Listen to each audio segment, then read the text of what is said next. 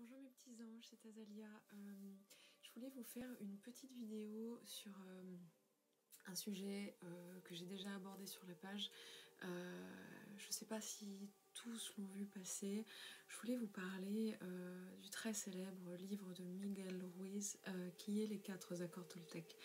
Je sais que pour beaucoup d'entre vous c'est quelque chose, c'est un petit peu comme Saint-Exupéry, c'est quelque chose de très... presque enfantin en fait, quelque chose d'intellectuellement simple. Pourtant, en fait, je trouve avec beaucoup de recul et pour le travailler depuis ces dernières semaines, que pas du tout. C'est beaucoup moins simple qu'il n'y paraît. Pour preuve, je me rends compte chaque jour de l'importance d'appliquer ces accords au quotidien, de changer notre façon d'interagir avec les autres. Pour ceux qui ne les connaissent pas du tout, ces 4 principes de vie qui vous permettent de recréer votre réalité sans... comment dire, en souffrant le moins possible. Et pour souffrir le moins possible, il y a 4 choses très très importantes à faire qui sont la première, que votre parole soit impeccable. Ça veut dire que, vous savez, parfois il se passe quelque chose et puis on se met à ronchonner comme ça, oui je vous assure ça m'arrive aussi, mais on ronchonne et on se dit mais non, mais c'est pas ça, mais non, mais pourquoi il fait ça, machin, et on dit des choses, voilà, et à ce moment-là, on se dit mince, c'est pas des jolis mots, il y a des choses qui vont pas. J'ai pas envie de m'entendre dire ça. Donc la parole impeccable, elle marche. Enfin, c'est plus facile de s'en rendre compte pour soi quand on est en interaction avec quelqu'un. Ça se fond un petit peu plus, vous voyez, dans la discussion, dans l'échange. Mais quand c'est avec l'autre, c'est totalement différent. Donc là, le coup, voilà, de la parole impeccable, il est dans toujours veiller à ce qu'on dise ne soit pas regrettable. Vous voyez ce que je veux dire? Toujours se dire, oulala, est-ce que ce mot il n'a pas été un peu dur? Est-ce qu'il était juste, etc. C'est ma vision, voilà, ma façon de voir les choses, mais au final, c'est une vision à laquelle aujourd'hui j'ai plus envie d'adhérer. C'est des mots que je trouve durs et qui ne sont peut-être pas les miens. Vous savez, la plupart des choses qu'on répète, ce sont des choses qui viennent de notre enfance, de valeurs, pseudo-valeurs aussi d'ailleurs, on peut en discuter, mais qui nous ont été inculquées. C'est des choses qui sont parfois voilà, des petites graines qui dites-vous bien que chaque parole est importante pour l'autre. Tout ce que vous donnez à l'autre est important. Réfléchissez toujours à l'impact que vos paroles auront sur les gens. C'est très très important. Donc la parole impeccable, c'est ça qu'elle veut dire. C'est utiliser le langage pour faire naître des choses, pas pour les tuer, pas pour les faire mourir, pas pour les dégrader, vous voyez ce que je veux dire. Utilisez votre parole à bon escient, c'est très très important. Et mettez-vous juste une note en interne. Quand vous avez une pensée, un mot qui vient, prenez un petit peu de recul et dites-vous, ah ouais, non, c'est pas ça, ça c'est pas ça, il faut que je change de regard, il faut que je prenne du recul et que je change de langage. Voilà. Donc ça met du temps évidemment, mais c'est très important, et plus vous allez y être attentif dans vos interactions avec les autres, plus ça va faire sens et plus ça va être facile en fait à travailler. Il y a le deuxième qui est, quoi qu'il arrive, n'en faites jamais une affaire personnelle. Ce que ça veut dire, c'est que on a tendance, et c'est absolument normal, c'est le travail de l'ego, on va dire, de la survie de l'ego, de se mettre au centre de son univers, puisque de toute façon, c'est nous qui habitons notre univers. Comme on dit, il n'y a pas 7 milliards d'humains sur Terre, voire plus, il y a 7 milliards d'univers. Il y a 7 milliards de vérités, il y a 7 milliards de façons d'appréhender le monde. Et vous savez, c'est très lié finalement à la parole impeccable, c'est que un jour, en fait, un écrivain m'a dit, tous les écrivains sont des êtres monomaniaques. Qu'est-ce que ça veut dire? Ça veut dire que quoi qu'on raconte comme histoire, on en revient toujours à raconter la même histoire, la nôtre. En fait, quand vous regardez quelqu'un, vous le regardez avec un prisme derrière, un espèce de filtre qui est vos possibilités, vos incapacités, vos peurs, tout ce que vous allez dire de l'autre est en réalité quelque chose que vous dites de vous. C'est-à-dire si vous le trouvez trop exubérant, trop libre, qui ne respecte pas assez les autres, etc. C'est quelque chose que vous avez assimilé difficilement, mais en réalité vous parlez de votre rapport à ça. Les valeurs que vous allez attribuer ou désattribuer aux autres sont relatives à vos valeurs, à vous, à votre passé, à vous. C'est votre histoire que vous racontez. Donc, si vous prenez cette pensée comme quelque chose de constant, de consistant, de normal, de stable et de quelque chose, voilà, si vous y référez, vous comprenez que pour l'autre, c'est la même chose. Quelqu'un qui va vous juger, quelqu'un qui va émettre un jugement sur vous, qui va vous accuser, qui va dire quelque chose à votre sujet qui n'est pas forcément gratifiant ou qui est parfois douloureux à entendre, en réalité, il faut comprendre que c'est absolument de lui qui parle. Il ne parle pas de vous, vous êtes juste le prétexte. Quelqu'un qui va vous dire tu prends trop de place, on ne voit que toi, etc. En réalité, c'est quelqu'un qui veut dire moi, j'ai du mal à prendre ma place, j'ai l'impression que tu me voles mon espace. Alors que c'est pas du tout la vérité, pas du tout là. C'est simplement l'expression d'une souffrance. Quelqu'un qui va dire à l'autre, qui va reprocher à quelqu'un, j'en sais rien, qu'est-ce qu'on peut reprocher aux gens en fait, je réfléchis, mais vous voyez ce que je veux dire, peut-être de ne pas les aimer. Dans ce cas-là, c'est quelqu'un qui voudra absolument être aimé et qui ne se sent pas aimé, ou voilà. Donc dans tous les cas, dites-vous bien que on ne parle jamais de vous. On parle, c'est l'autre en fait qui toujours parle de lui-même, donc déjà c'est quelque chose qui va vous libérer, c'est un accord qui va vous faire du bien, parce qu'il va vous faire comprendre que le travail que vous avez à faire sur vous, il n'y a que vous qui le connaissez, vous savez là où vous en êtes. Alors évidemment l'univers il se met en œuvre, il met un travail inimaginable en œuvre pour vous montrer ce qui déconne à tel et tel endroit, mais le reste c'est vous, il n'y a que vous qui savez ça. Donc pas d'affaires personnelles. Ce que dit l'autre appartient à l'autre. C'est très très important. Et vous verrez, à partir du moment où vous allez aller faire la paix avec ça, vous allez pardonner. Pardonner pour des choses qui vous ont fait du mal. Pardonner parce que l'autre ignore, parce que l'autre suppose, parce que l'autre projette. Vous allez vous libérer vous. Vous savez, mes petits anges, sur la page, je conseille toujours aux gens de libérer, de pardonner. Pardonner, c'est pas pour faire un cadeau à l'autre, même si en réalité l'autre c'est nous, mais vous comprenez ce que je veux dire. Pardonner, c'est se faire un cadeau à soi, c'est se libérer soi. Parce que rester en colère, avoir de la colère, du ressenti pour quelqu'un, c'est souffrir deux fois. C'est souffrir pour la chose qui a été faite contre vous, mais c'est aussi souffrir en continu pour cette chose qui n'a pas été réglée et qui ne le sera pas puisqu'elle n'existe plus. Le présent c'est aujourd'hui, et ce qui est présent c'est ce qui est présent, pas ce qui est passé, pas ce qui est futur, à venir, etc. Donc l'affaire personnelle elle est très importante là-dedans. Voilà. Elle est très importante pour vous et pour vous libérer de tout ça. Parce que aussi je tenais à dire qu'on est dans un espèce de monde qui adore culpabiliser les gens. On est culpabilisé parce qu'on nous demande de faire des choses, après on les fait, après on nous dit que c'était pas bien, on ne le savait pas.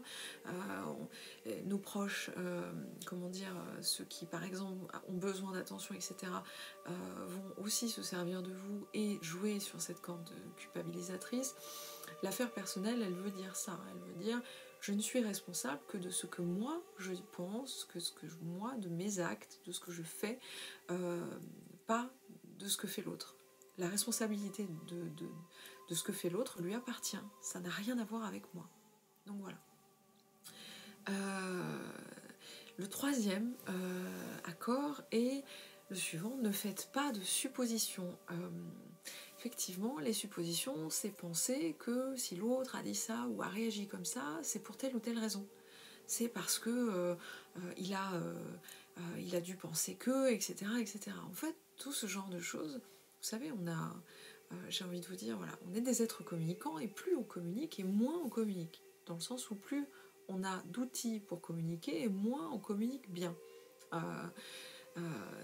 les 3 petits points, on a inventé des smileys parce que justement il fallait absolument teinter l'émotion dans le dialogue, dans le discours, parce qu'à l'écrit c'était pas très clair. Donc les suppositions, c'est voilà, supposer que telle personne a réagi comme ça à cause de ça, que telle personne fait ça à cause de ça. Et c'est aussi des suppositions de torture, vous voyez ce que je veux dire.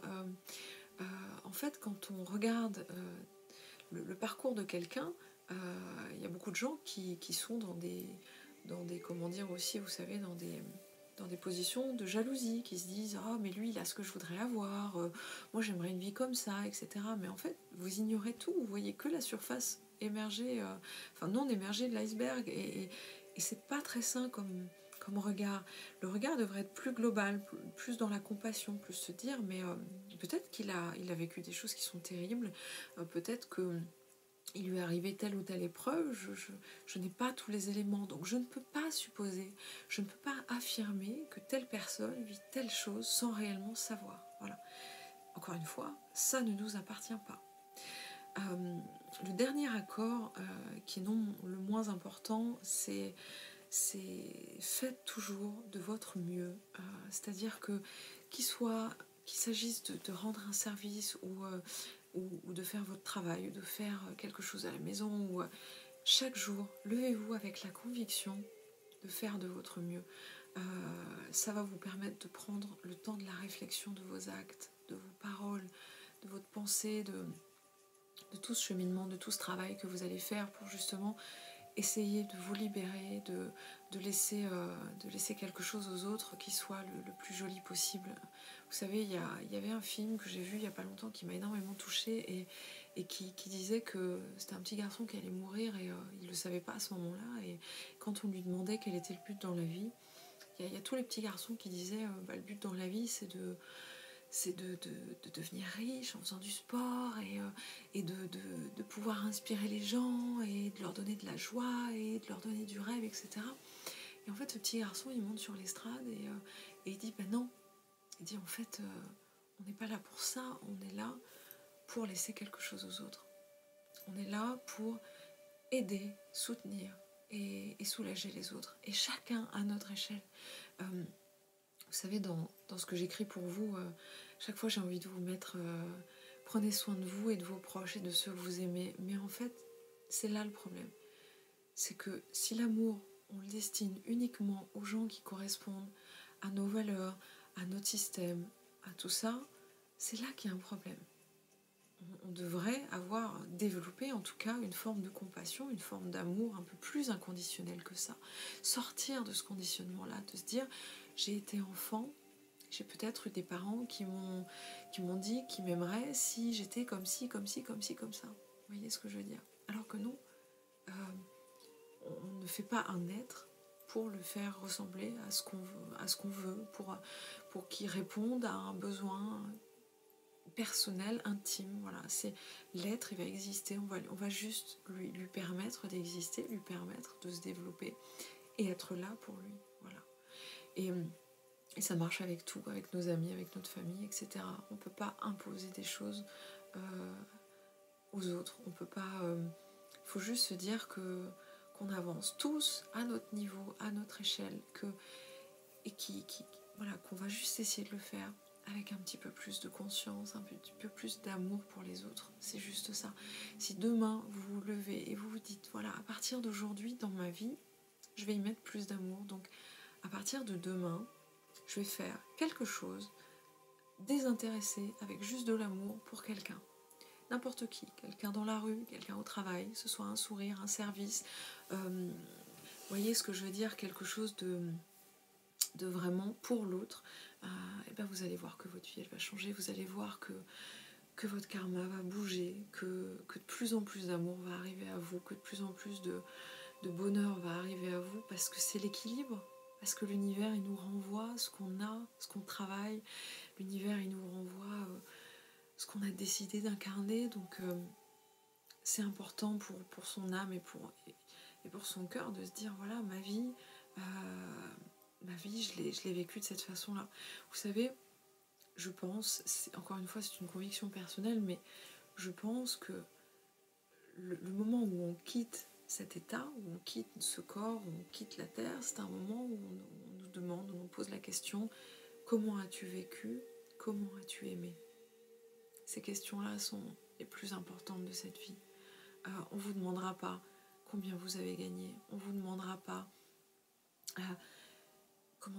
quelle place vous avez dans la société. On va juste vous demander comment as-tu vécu, comment as-tu aimé. Est-ce que tu as vécu dans le partage, dans l'amour? Est-ce que tu as vécu dans le don? Qu'est-ce que tu as fait pour les autres? Comment tu as aimé? Qui tu as aimé? Pourquoi? Comment? Et c'est là qu'on va décider de l'étape suivante. Encore une fois, c'est une conviction personnelle, mais je vous assure que de regarder sa vie dans ce sens-là, et de pardonner, et de se dire, mais finalement, j'ai plus envie de ça, j'ai plus envie de souffrir, j'ai plus envie de générer cette souffrance non plus pour les autres. J'ai envie d'aller vers quelque chose de plus divin, justement. Et bien là, vous verrez que tout le puzzle se met en marche, et tout va dans ce sens-là. Donc voilà, mes petits anges, pour ceux qui connaissent pas les accords Toltec, je vous incite fortement à les travailler, déjà à les découvrir, et ensuite, je ne sais plus si je vous en avais parlé, mais il existe en fait un jeu de tarot qui est absolument très bien fait là-dessus, où vous avez plein de petites cartes d'application de ces accords que vous pouvez piocher tous les jours et que je trouve juste génial en fait, parce que ça vous permet justement d'avoir une réflexion sur ce que vous avez vécu dans votre journée, ou alors de le mettre en application avant votre journée. Donc voilà, pour moi c'est un outil fabuleux. Je vous mettrai tout ça en lien sur la vidéo, parce que vous avez aussi le livre audio que j'adore, parce que j'adore la voix de la narratrice, et que ça fait du bien, que ça détache, que ça guérit vraiment. C'est quelque chose de guérisseur, donc je vous invite à travailler ça en profondeur, parce que ça a l'air simple, mais ça l'est pas du tout. Donc voilà mes petits anges, je voulais vraiment partager ce sujet avec vous, parce que ça me parle, c'est à l'intérieur de moi depuis plusieurs semaines, et j'ai essayé de vous l'évoquer comme ça par petites bribes, mais je voulais vraiment faire un sujet là-dessus. Donc je vous embrasse très fort, et je vous souhaite le meilleur, et n'hésitez pas à m'en parler, aux difficultés que vous rencontrez pour appliquer ces accords, pourquoi, comment, parce que moi aussi voilà, petit à petit je travaille ça, et voilà, je me ferai un plaisir d'échanger avec vous sur ça. Donc je vous embrasse très fort, je vous souhaite une belle soirée, et plein de beaux rêves et plein de belles choses pour votre chemin, et je vous dis à très bientôt mes anges, bisous.